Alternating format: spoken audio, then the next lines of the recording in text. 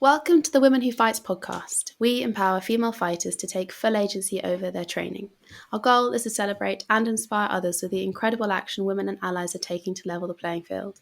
We talk to experts, uncover prejudice, and champion what's driving our progress. And today we have with us Laurien and Alex, the people behind the Off the Zone platform.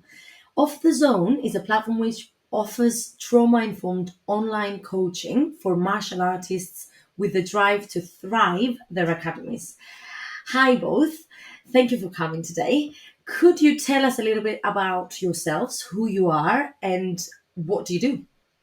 Oh, thank you first very much for the invitation. Do you want to start? I can, yeah. So, we have a martial arts school in Munich. So I'm Alex. That's Laurien. In our martial arts school, we have many kids, youth, also grown-ups that have, especially the kids have been bullied. But we have also we realized that often women who start martial arts, they have a background that they were harassed in one form or another, have had traumatic experiences, and for them it's often very hard to start a martial art. So we educated ourselves in trauma-informed coaching, and we realized that our approach really helps many people with traumatic experiences. And therefore, we now decided to teach other coaches, training partners, and so on, how to be more trauma-informed, and therefore, help people with through martial arts. We would want to have like more impact about ourselves. Like I'm actually an ancient historian. I started a PhD on pain behavior. Pulled a dinner because I stopped it also for our gym, because it was running so well, and also because I realized that I can have way more impact working directly with people than actually through an academic lens, especially because in history, pain behavior had a much bigger reach, but it's only like on academic level. Like you speak about things, but there's no practice there. And I just realized what I learned also about trauma, also about my own trauma. I felt that I wasn't really doing the work or reached or had the impact that I could be having. So, and that that energy, so to speak, we could put in the gym. Yeah, and we had both our fair share with martial arts instructors that were really not trauma-informed. And that I think, martial arts can be so healing, it can also be so damaging. And we both have our fair share of instructors that would have definitely, I think, quite some people stopped because of them, and that they believe that martial arts maybe not for me, even though it had nothing to do with the martial arts, but all with the teacher and how he or she taught it. And we just wanted to show or, do it differently, do a better job. Can you elaborate a little bit on that? So what do you mean the instructor's behavior push people away? What does that mean? So in my case, I am a survivor of sexual assault, and I realized, in my case, when older men would look at me, I had problems with that. So I realized, okay, I need to learn to defend myself, and eventually I found a BJJ school. I did inform the coach at the time. I was the smallest. I'm a tiny female, but I was, especially there, really, really tiny, and the only woman, and the men were really, really big. Instead of protecting me a little bit and giving me people that are maybe a bit further, I was kind of thrown to the wolves, so to speak, with all the newbies that really wanted to win, and mostly also especially from a woman. So I got re-traumatized, for instance, because BJ is already hard. Mm-hmm. Especially in the beginning, you're not defending, you're surviving anyway. But on top of that, I got flashbacks, and I had to somehow manage those and that. But I had nobody there to protect me or to see that something was up. Even when I explained this later, nothing really changed. And it was more like, yeah, you should speak up then. But the problem is when you have a flashback, you can't speak up. That's the problem. You go offline, which I think, I'm sure we will go in deeper detail later. And I realized at one point he was like, yeah, martial arts not for you, and stopped teaching me, basically hoping that I would stop. Me being very stubborn, I'm like, I'm not just going to stop just because you think it's not for me. And I started then for Oxford in different gym where I realized, it can be very different. And, I just found my way. But I'm pretty sure that many others would be like, well, I'm traumatized once. I feel horrible. Why would I go back? And your story is also pretty compelling. Yeah, so one of many, but certainly one of the more extreme ones. So when I was doing traditional Jiu-Jitsu, German Jiu-Jitsu, I had a instructor who was a police officer, and he went to some seminar about women's self-defense, and he taught the next class. He taught these things, and one technique involved just squeezing your legs together as some rape defense. And he told a friend of mine and me to try to open the legs of a girl that she was like 1 or 2 years older than us. And we easily opened her legs, so the techniques just didn't work. And so he was like, when you can't even pull that one off, then you can only try to enjoy it when someone tries to rape you.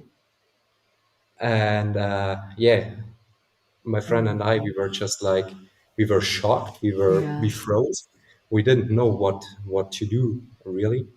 And the girl also soon later stopped, obviously, because that was just like, and so I was like, I don't want to do these kind of things myself. I need to know better, do better. I mean, that one is extreme. Most people will never do things like that, but also how do you react when someone says these kind of things?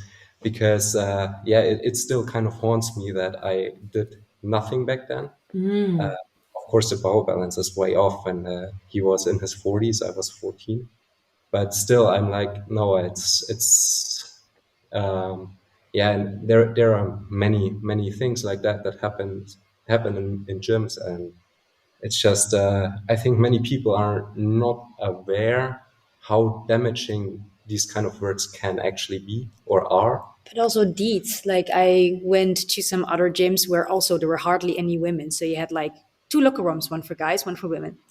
And already or afterwards, they already seemed to have forgotten that there was a woman on the mats, because as I was showering, a guy just walks in because he was like, the showers there are full, so here. And we stared at each other, and he was like, of course, embarrassed. But like I was then already like a blue belt, so at least I kind of knew some things from the BJ world that they don't mean anything about. But imagine it's your first day, you're a woman with baggage, and I mean, you might have a major trigger because maybe you think, oh my god, is he coming here now to do some harm to me? Like that are just things that in my view that they just should not happen. And because even though I'm pretty sure he didn't mean anything by it, it could have meant that this woman or another woman would never ever come back, even though BJ could be really the thing that could set her free, or at least can really help her in her healing process. So there, I myself already have many of these experiences where I'm like, I'm pretty sure I'm not the only one. And often they can look so innocent, but for the person healing from trauma, they're not innocent at all. How we're going to go into how we can be triggered and how jiu-jitsu can make trauma worse, but how actually, I just want to touch on like how can it actually help, because it'd be great to sort of talk about the benefit of it as well. So I think the benefit is really that, so we know, so it's a simplistic form, but just to explain how the brain is, they call it the triune brain. It's a simplistic model. It's way more complex than that, but just to understand a bit better like what we're talking about. And it has then 3 parts. One is the neocortex, or the rational brain. That is where thought and speech happen. So that's really where we decide what to do. Then we have 2 others, namely the limbic system. That's where our survival instincts and emotions are. And the reptilian or instinctive brain. The problem often with trauma is that when it's somehow saved in our body, the rational brain cannot reach it. That's why talking therapies sometimes are effective, but they can't get to the cause, to the root of the problem, because that's not where the trauma is. And this is why we know now that arts like painting, music, dancing, but especially movement, can reach where the trauma is situated in the body, and you can get it out. So I went in therapy, and sure, I knew what should be different and how I ought to behave and all that. But when something happens and trigger, your rational brain goes offline, so to speak, and then you don't really have control anymore what the rest of the other two systems what they do. The good thing for me, indeed, about BJ was that I could get the energy out. There was, as Bessel van der Kolk says, like the body keeps the score. So there's all kinds of energy in me that I couldn't get out through talking, but I could get it out through rolling, through technique, also touch, because touch was for me always a problem. But with BJ, you have touch, but a different type of touch, and it can still be very pleasant, even if you try to kind of, in a positive way, destroy each other. But it was very healthy and soothing in the end. It was a process, of course, but it let it out. And I know some just go running or biking or indeed just painting or writing. There are all different ways to get it out. And I think especially martial arts, BJJ is can be very confronting, is very confronting. So, of course, when you go biking, you can confront yourself. You get confronted with your limitations. But especially in martial arts, when someone is trying to kill you, like playfully, but then that is even more confronting. So you can go even deeper. But that is, of course, also the why the coaches need to be aware and need to guide. Yeah, that's like the window of tolerance. Every teacher should learn more or less what is the window of tolerance of your student. And every student is different. So we should really learn to train the person in front of us, because some have like a huge window of tolerance. They can, you can throw them to the wolves, so to speak, almost. But others, they can just, especially in the beginning, they just need a bit more tender love and care. You can still roll hard, but there are different ways. You can roll hard technically. There's so many ways of doing that. And when you know your student, or even when you realize, like we have, for instance, somebody who deals with a burnout. And when he came in, I already said to my husband, okay, we have to keep an eye on her. I didn't know what was going on, but I knew, okay, he needs a bit more. And you see that with sparring too, that sometimes he would just close up and just didn't know anymore what to do because it was just too overwhelming. Because the other people, they were like moving too fast. It all went too fast for him. So then for us, it's important that we somehow slow it down, and step by step you build it up. Laurien, how can you tell that someone's not there or 100%? Is there any way, or should there be communication up front? I mean, so some people are very open about it, some are not. But usually you can tell when people seem to be like not in the present moment, but dissociated, that they maybe just stare or they don't move anymore much. Some are just really a bit jumpy, but like aggressive, that like, oh, there's just some, and I'm not just talking about a regular day that you're like, okay, today was not a good day, but people who you can really sense like something is bugging them. So sometimes during sparring, it can escalate between two people, for instance. Usually then there's sometimes people just start crying. And it seems sometimes randomly, or they say like, oh, it's just tears coming, but something was triggered. So we should really look out for those signs, especially when there's dissociation where people don't seem to be present. That's really important, because then something is really going on, and then they often they need help to somehow get back into the present, so their rational brain is online again, and we can help them cope with these things. Yeah, no one, or hardly anybody who deals with trauma will tell with the tryout class. Yeah. Some people call up front and are like, okay, I dealt with this and this. I have these and these struggles. Am I safe at your academy? And that's, of course, really helpful when people do that. But usually there needs to be some level of trust first before they open up and tell. It's simply because many people are ashamed. They shouldn't be, but they are. They feel somehow that they're ashamed. They're to blame for what happened to them. We have with kids too that I know I can see from their behavior how they come in or their motor skills. I'm like, okay, they probably are on the spectrum of autism or something. I mean, I'm not, I cannot diagnose, but there are signs that you can see. And I know that many parents, they don't dare to tell, afraid that the kid won't be admitted. We also had a phone call from a mother who asked, yeah, my kid then, has autism. Can he come? Because other clubs were like, hell no. And then when we said, sure, come over, then she was like crying on the phone because for the first time people weren't like, no, I don't want your kid. It's so I think a lot is unjustified shame, and that they also tend to be very harsh, self-critical on themselves and their behaviors because they know that they can sometimes lash out. Like sometimes I had experience that somebody felt cornered. The person wasn't really doing anything wrong, but the person felt cornered and just lashed out verbally. And then later it's like, oh, I don't know why I said that. It was but it was just a slight moment that they went offline and they felt that they need to defend themselves. And what is important for a coach is that when that happens, that you don't take it personally, that you understand it's not you or it's not against you. It's just somebody who's really struggling. And you've mentioned you've said the phrase when they're offline. Can you talk about trauma? Maybe talk about like actually when you go through something traumatic, what that means to then when you get triggered and you go offline and you're then reprocessing what's going on there and how does it work? So trauma is a traumatic event is a moment. I mean, there are different types. There's acute, so there's like one event. There is complex, that's usually like more like various different types of traumatic events that all add on each other. And chronic. So chronic trauma is like when, for instance, somebody is domestic violence or child abuse that just keeps on recurring. When we just focus on acute for now, say if somebody got very bullied or sexual harassed, what happens in the brain is that, I mean, everybody goes through traumatic events, but what is in whether you get PTSD or depression or anxiety is what happens afterwards. So for a person dealing with trauma, the body and the mind thinks that the traumatic event did not pass yet. It is still ongoing.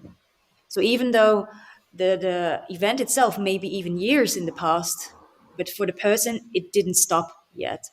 And it means that the person is continuously in a fight, flight, freeze, or fawn modus, which means that they cannot relax because you need to get out of that in order to heal. So when you have the feeling that you're continuously on edge, that is the moment where they cannot heal and that they just keep on, thinking that they're in the past. Mm-hmm. For them, it just did not stop. And that's why to activate the parasympathetic nervous system, I mean, yoga, breathing, but sport, arts helps them to get them out of that. Mm-hmm. And then step by step, they can work towards healing. Okay. And a trigger is essentially something which which takes you back to that moment of trauma. And exactly. It doesn't have to be the same thing, but it just, why doesn't it have to be the same thing? It can be a smell, it can be a sound, it can be, I don't know, maybe you had a car accident and maybe you see the exact same car, like same color. All these things can trigger. Sometimes also for me, I mean, it's been years ago. And even now when I think I kind of covered all of them, sometimes there's still something else and I'm like, I didn't see that one coming.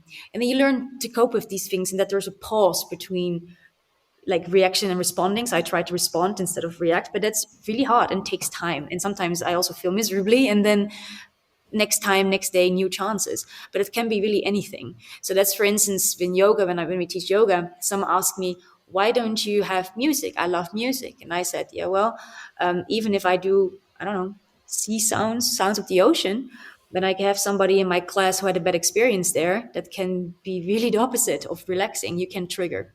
Mm-hmm. So usually we tend to keep it as simple, really, as possible, because we don't know, with both yoga and martial arts, you just don't know who enters your mats. You don't know what they went through or are going through. And you also don't know I didn't know what triggered me until the trigger happened.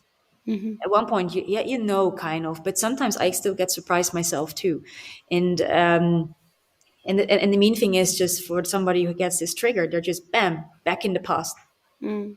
And for a coach, if it happens on your mats, it's important to learn to bring them back in the present. And when you've been triggered, is it the emotions you feel again? It's like you emotionally you re-experience, or is it physical as well? Is it like It how? can be both. Some start shaking, some become very cold. They have feelings of numbness, tears. It can take so many shapes and forms. That really depends on the person. Some can also just totally dissociate. That is like as if they're a zombie.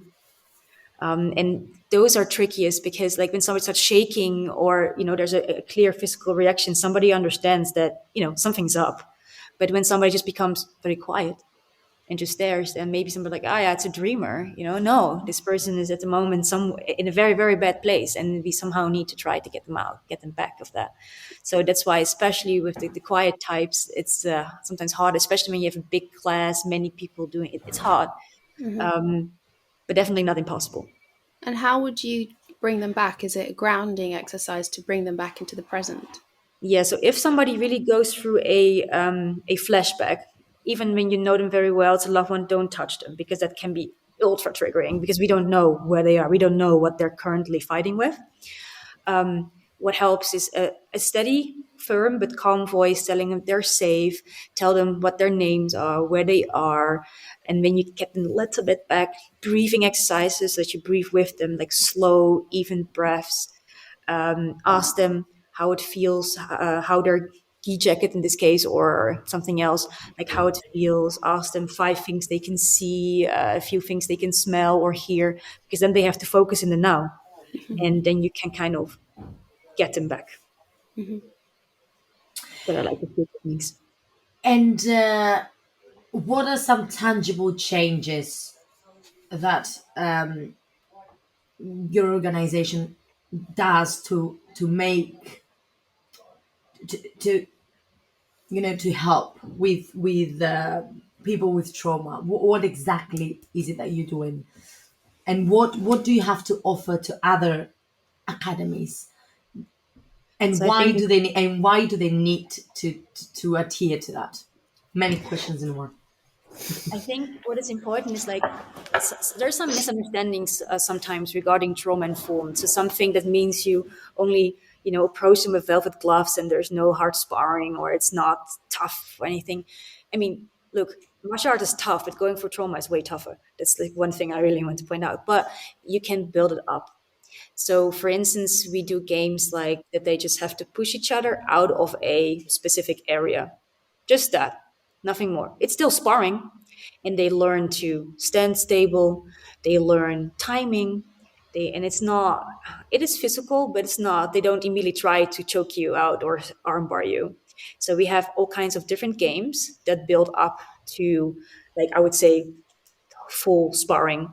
And to me that means that they're still sparring, they're sparring from day one. It's just like baby steps so that they get used to it, because for some it's just so hard to be touched or to be opened up. Like we have this in yoga, that when you have a dedicated class for trauma survivors, and say you have a woman who has been sexually assaulted, asking her to open her hips can be extremely triggering. So Yeah, it yeah. has to be like gentle movements. So It's also very important to give people a choice, because yeah, typical martial arts class is you you can only drink in a drinking break.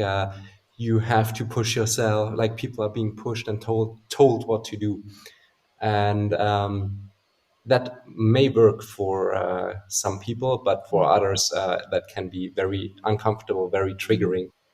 And it's very important for the coach to know when to push and when to back off and give choice. well, always choice. Always choice, of course. What also really helps is to say when class starts, to just say what you're going to do today.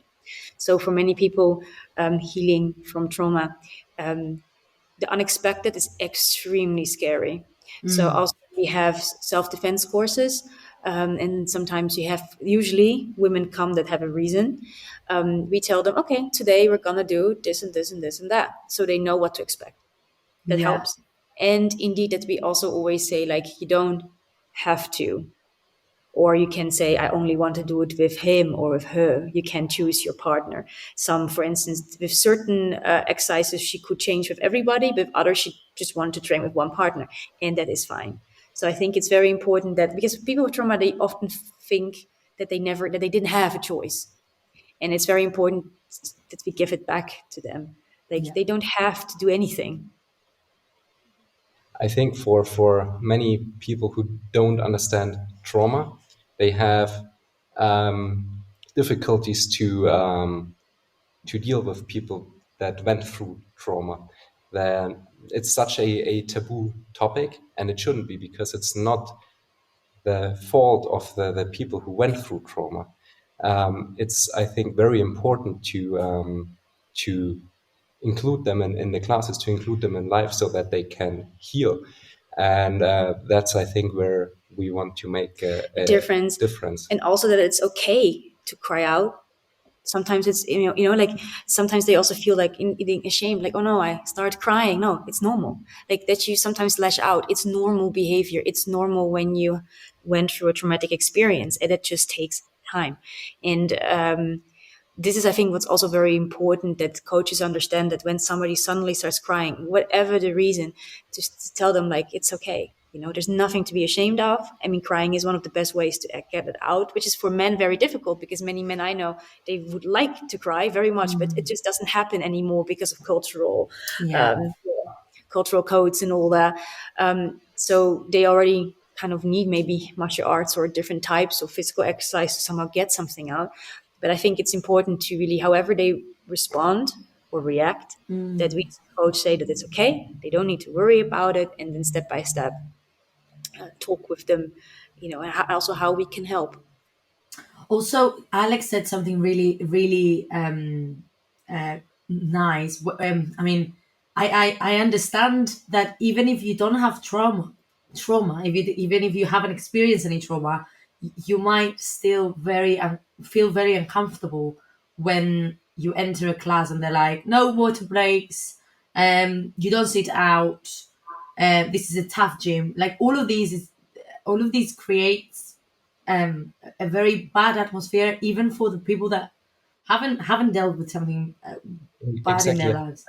Regarding water breaks, like, I understand it's a way of toughening people up and stuff, but on the other hand, the martial arts is so much in the head. It's so complex, so much thinking.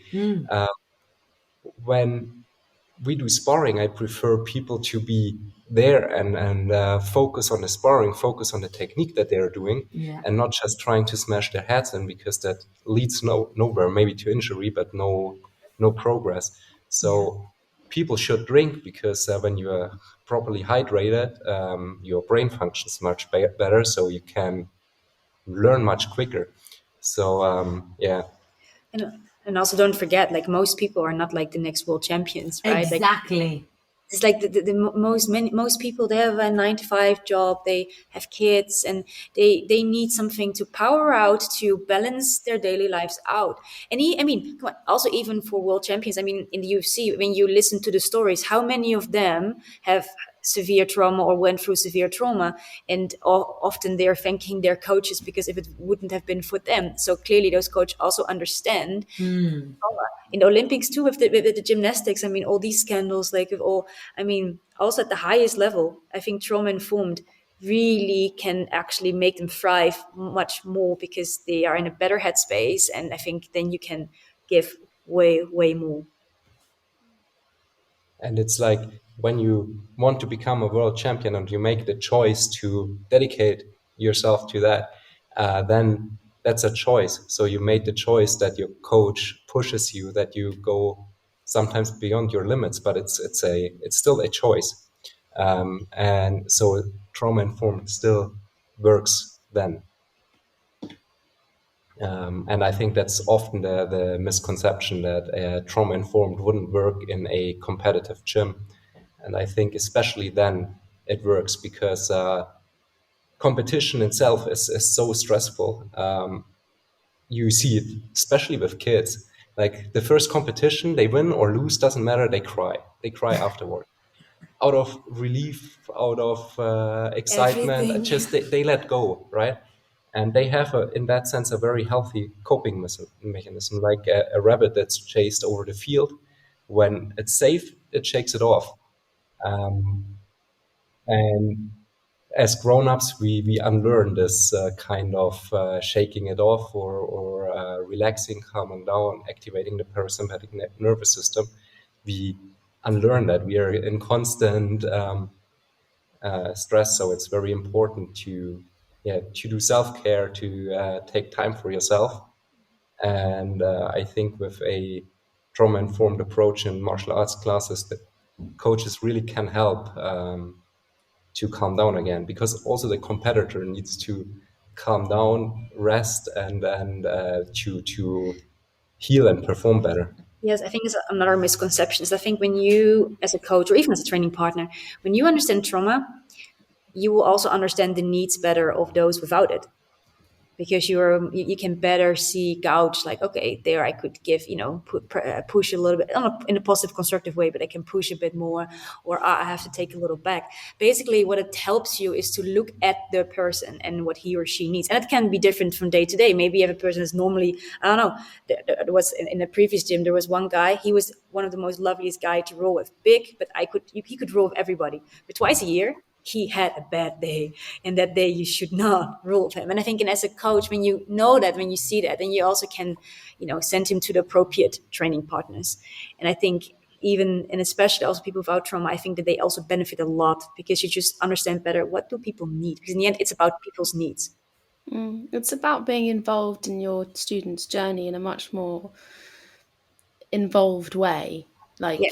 And I think the best teachers I've ever had have been teachers who've known me, and I I used to cry a lot as a kid. Whenever I got really frustrated, I'd just get so frustrated I'd cry.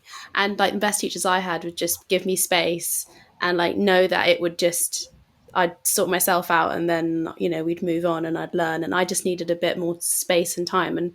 But then the teachers who I didn't really learn much off of, they just didn't have time for that, and they didn't understand. And it's just that sort of, it makes a lot of sense what you're saying, and it's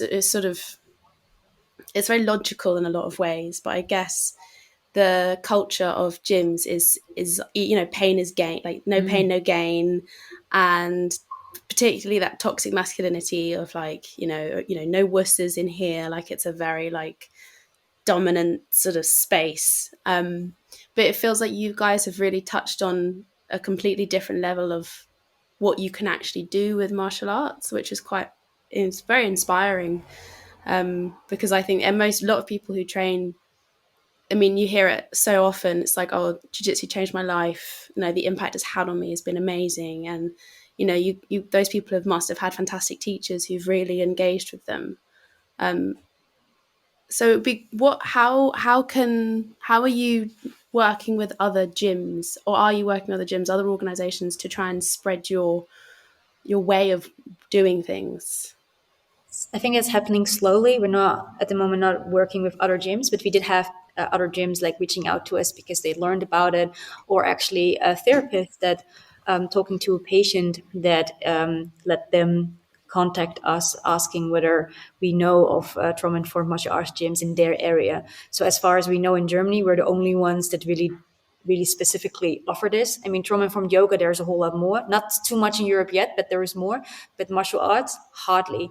I mean, also when you Google, sometimes you find some martial artists that mention it, and I'm pretty sure that many also do it, but also many have no idea about it. Not because they're bad teachers, it's just they just don't know it yet. So in October, we're going to launch a free webinar that's for coaches, but also for training partners, on how to recognize when someone is going through a flashback or something similar, and how to bring them back. Yeah. And after that, we will also create a course where you can become a trauma-informed teacher. So it will be an online course where we teach what is trauma, how does it affect the brain, how does it affect the body, how do you recognize signs, how do you approach people, and these kind of things, how to help.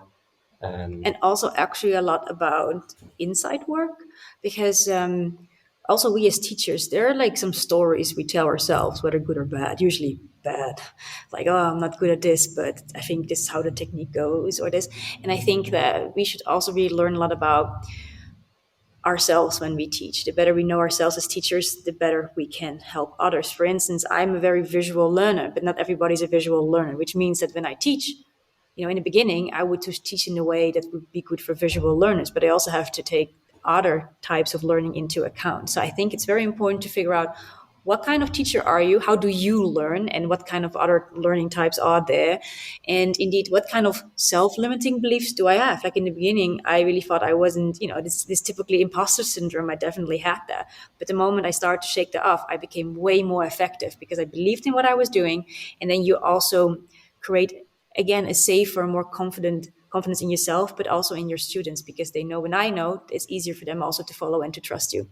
yeah, and it's the inside work is very important, because when you as a coach are not comfortable with or confident with your teaching, how you approach your student, you are likely to take things personal. Like how often I've seen someone teaching and then getting frustrated because the person doesn't get it. But it's all about the teacher, not about the student. The student tries to understand, tries to learn, and sometimes it just doesn't go that quick. So especially sometimes with kids, they just take a few days, a few training sessions until they get it. They have to sleep over.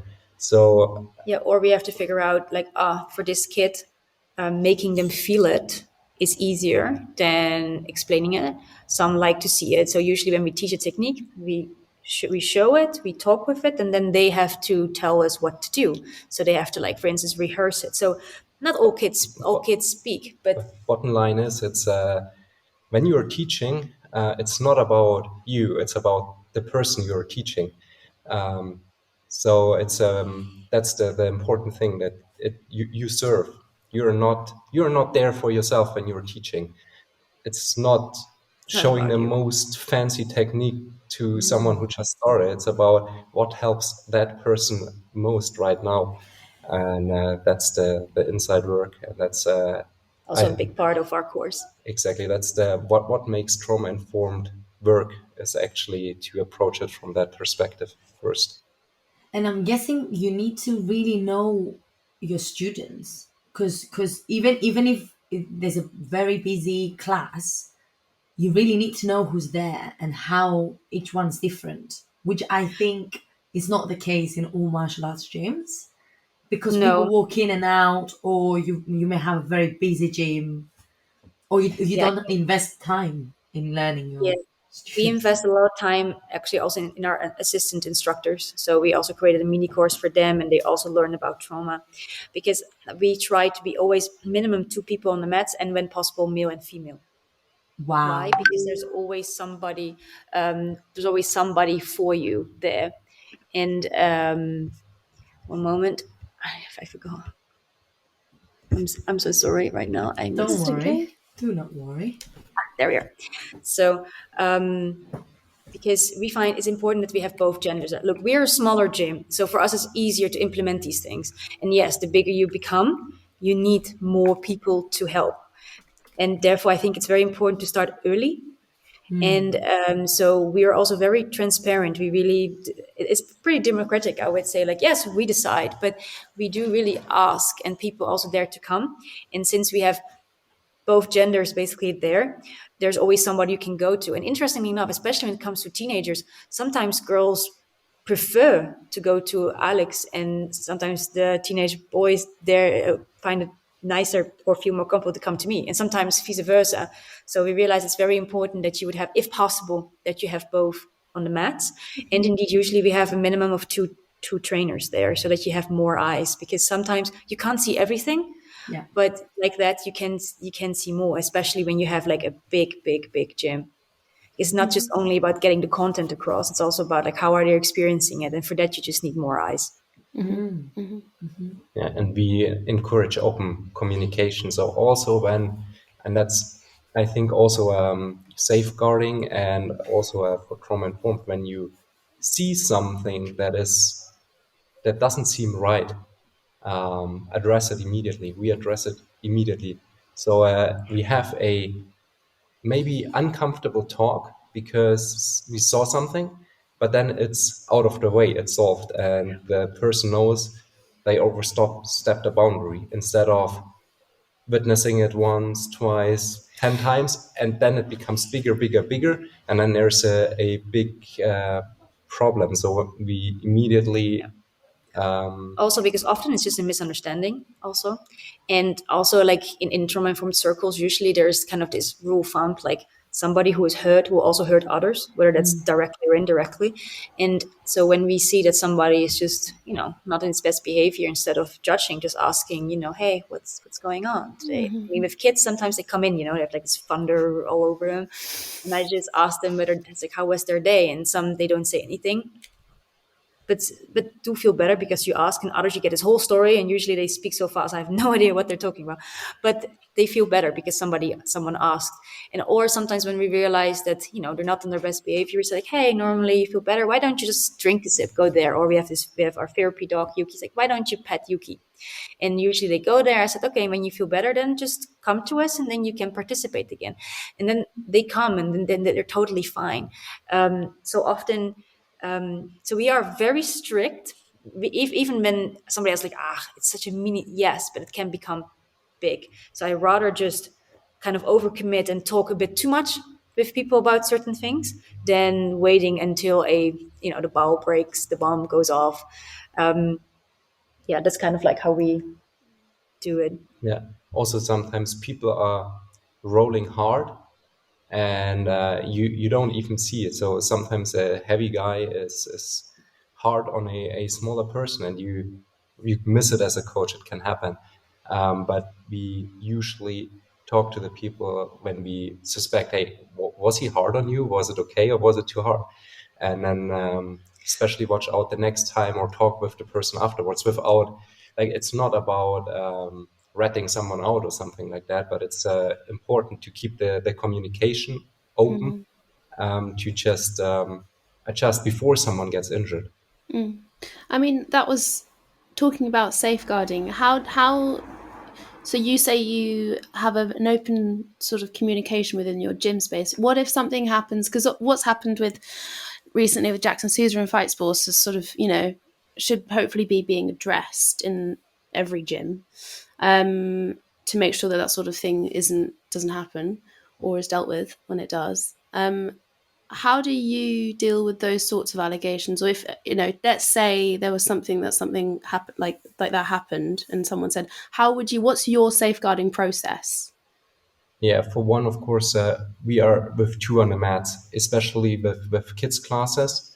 So there is a male and a female. So it's also not just also to protect ourselves. It's not that we would do anything, but when there are two people, then we are never alone with one kid somewhere. Or then, And also another thing is, like, especially with kids, when they go out or into the locker room, they have to tell us, not because we want to police them, but just that we know where they are. So for us, it's very important to know, like, where are you? That we also know where to look for, or that we're not surprised when all of a sudden a kid is missing.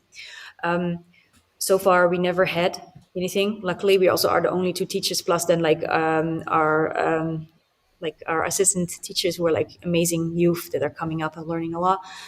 But so far, they feel comfortable. I mean, we had recently two teenage women. They started crying on the mat and they just disappeared into the locker room. And then I waited a bit, and then I asked whether I could come in and ask, what's going on, and whether I could help someone. It turned out that one of their school classmates committed suicide. And there are like things like, yeah, what do you do then? Like, for instance, these were two women. For Alex, what would he do? Would he also go into the locker room? Would he ask them to step out? Do you leave the door open? Like, what do you do?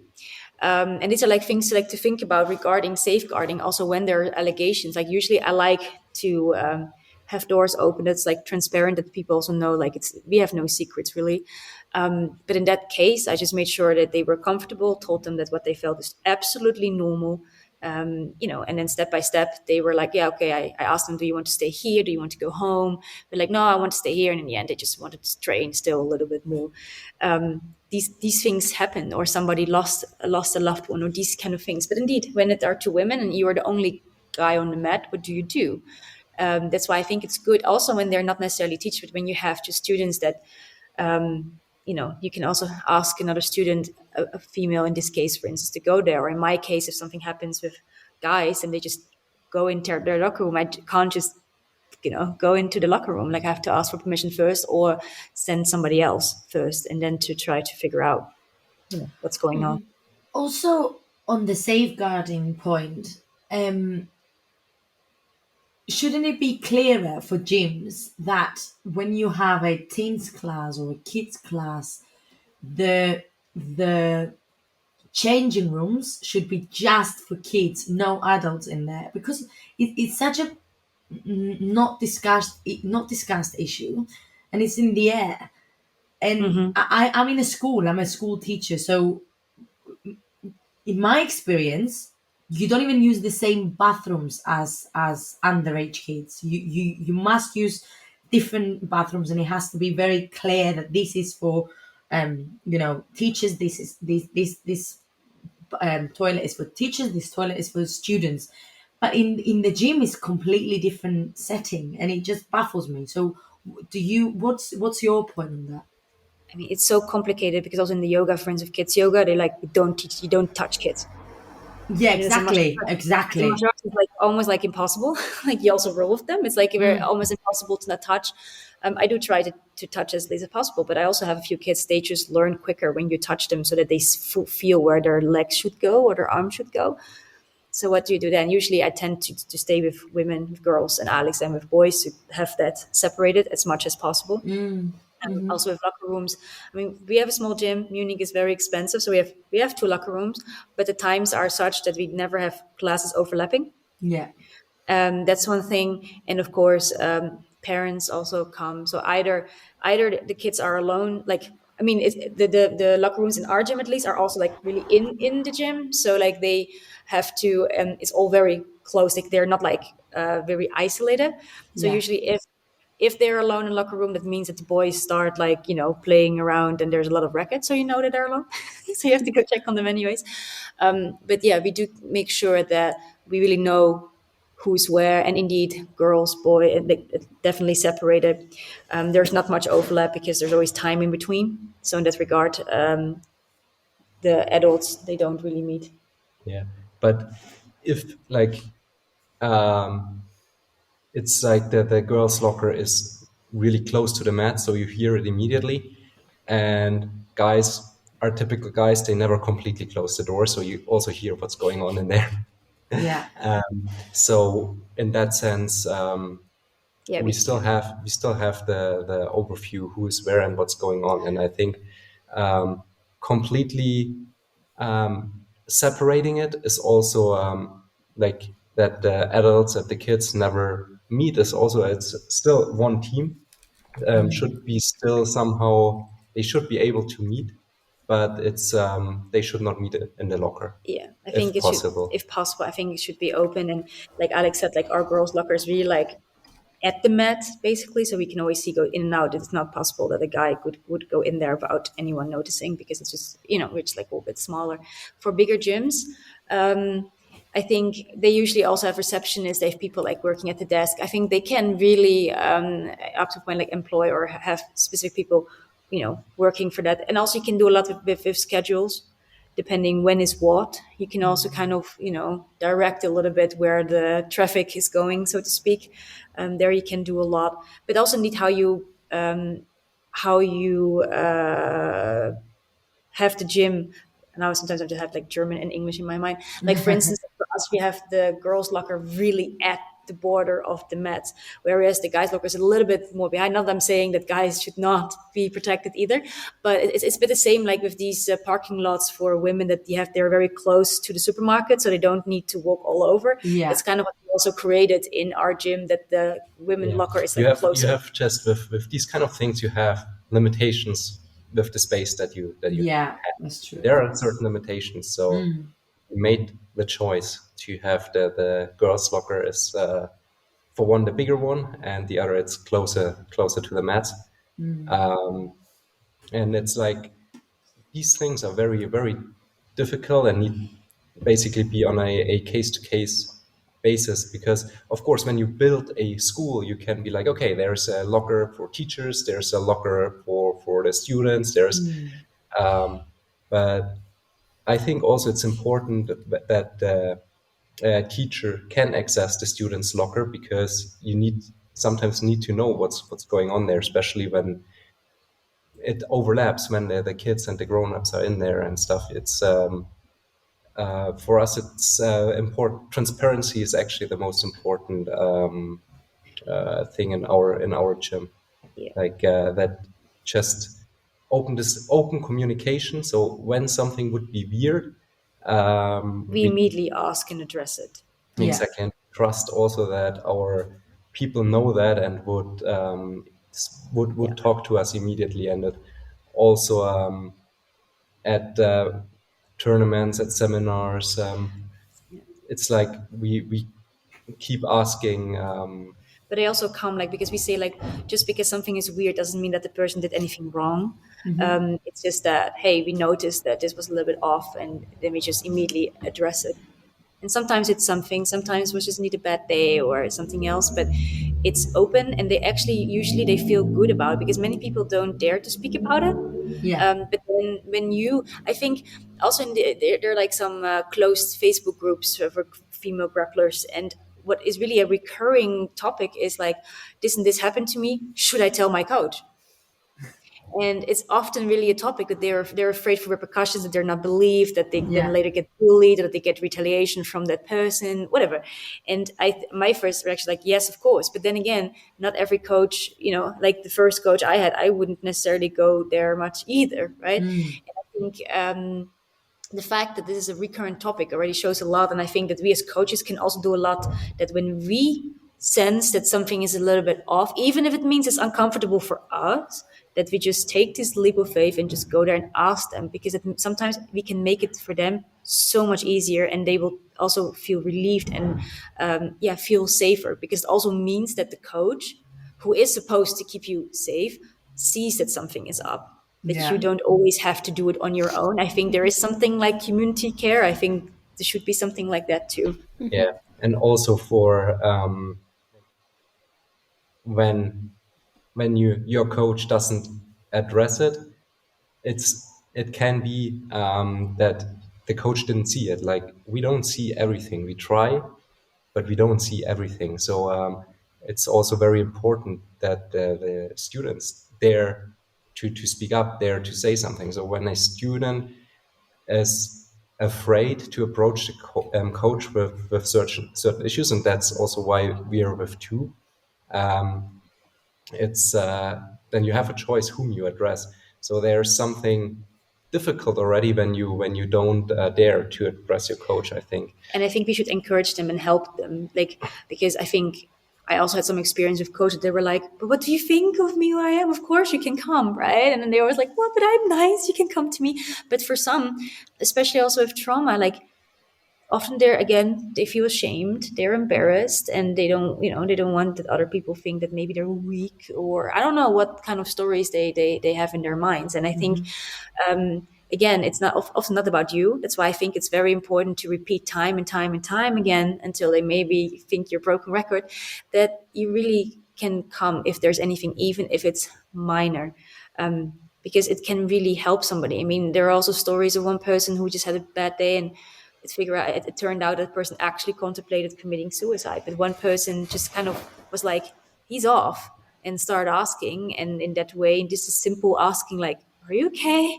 actually prevented him from doing that. So I think even this tiny thing, it can be, it can do so much good, even if you think it's too much. More often than not, I think it isn't too much. I think it's just right.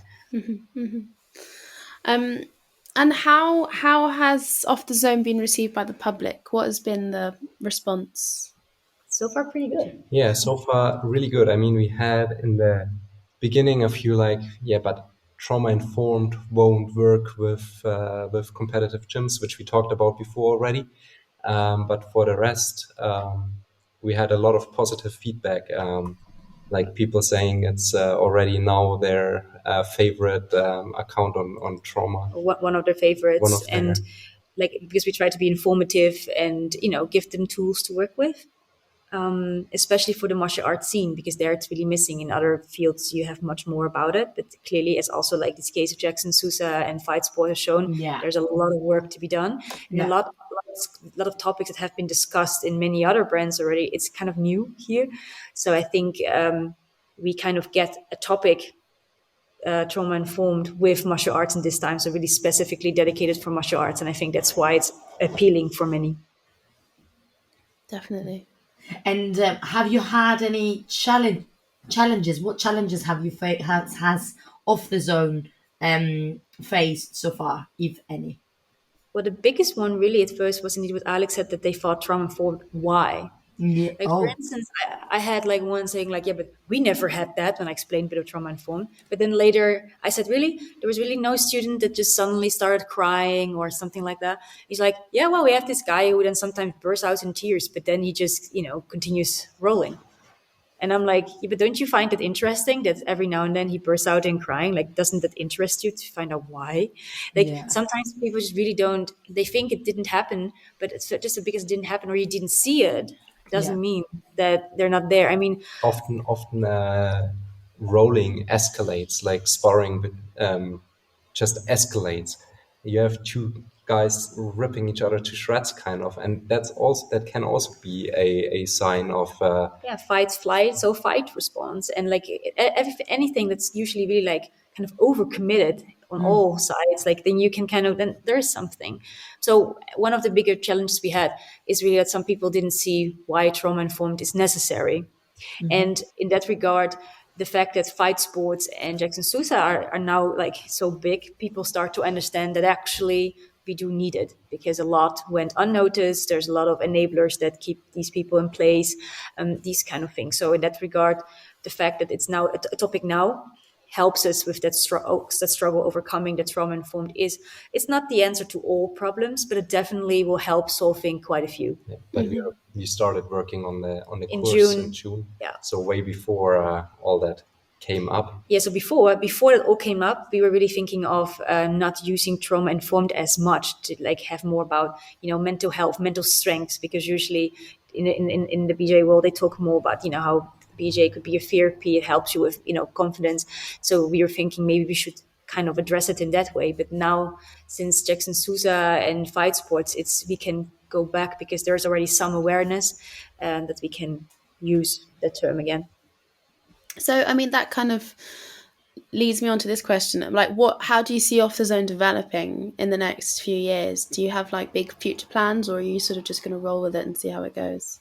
Yeah, so we're gonna start our first course now with only 20 people, because we maximum 20 people, because we want to really focus on creating the best course possible that really addresses the problems that the instructors face. So we want the personal contact, and then we definitely want to yeah, get more people, like teach more coaches to be trauma informed coaches, and we also are going to have a course on how to teach kids, because so Good. many martial artists say, I like teaching adults, I hate teaching kids.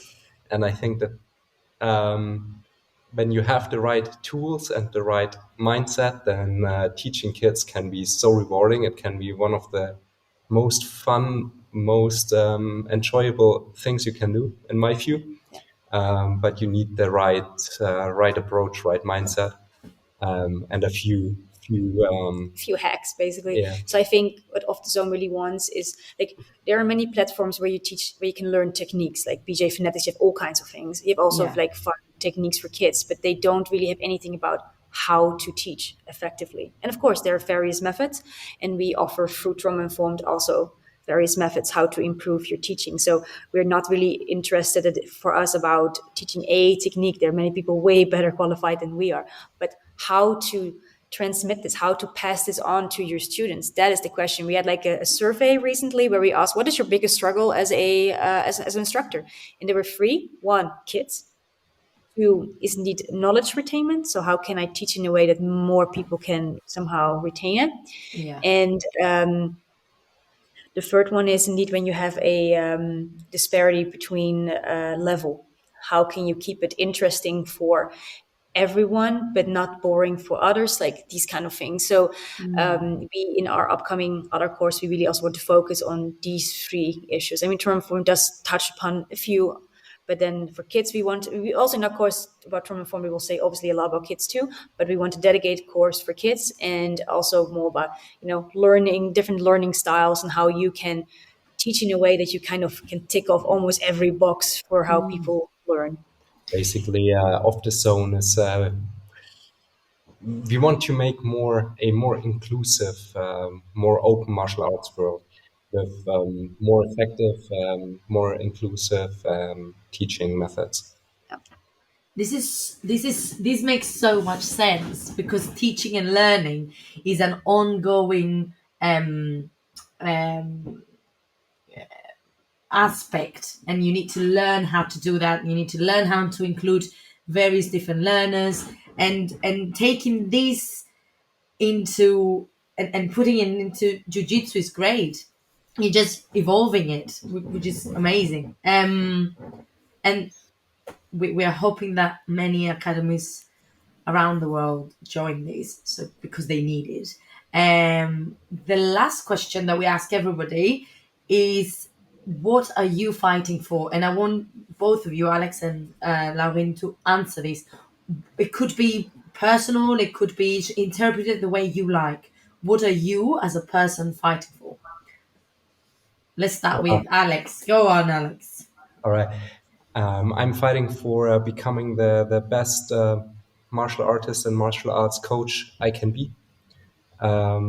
So that's my fight. I try to improve my technique, but also, of course, my coaching, my teaching, every opportunity I get. Lovely. And Laurien? For me, I think it's for my similar to what Alex says, definitely, but also like because for me, for instance, starting martial art was so hard, not just because the martial art was hard, but because of not being understood by and protected by coaches. So I want to really fight for that people with trauma or who are afraid that it doesn't need to be that hard. Like for me, it was super rough, but I know it doesn't need to be that way. And so what Yeah. I'm fighting for is indeed this more inclusive, safer space where everybody where we meet them where they are at, and they have their own journey, their own speed, and that they can just really enjoy it.